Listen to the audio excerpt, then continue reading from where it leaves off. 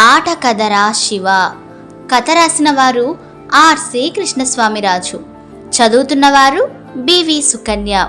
పాండిచ్చేరి పట్టణానికి చెందిన ఉన్నత విద్యావంతుడైన ఓ యువకుడికి అరుణాచలం వెళ్ళి గిరి ప్రదక్షిణం చేయాలి అనిపించింది.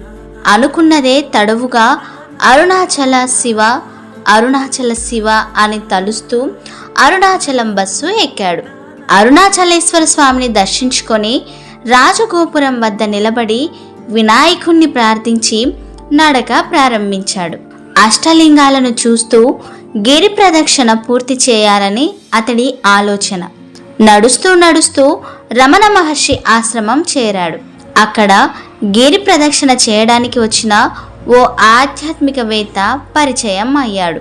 అలజడి లేని జీవితాన్ని గడపాలంటే ఏమి చేయాలి అని ఆసక్తిగా ఆ యువకుడు ఆ ఆధ్యాత్మికవేత్తను అడిగాడు. ఆధ్యాత్మికవేత్త చిరునవ్వు ముఖంతో ఇద్దరూ ఆడగలిగి ఇద్దరూ గెలవగలిగే ఆట ఆడాలి అని బదులిచ్చాడు. అర్థం కాని ముఖం పెట్టాడు ఆ యువకుడు.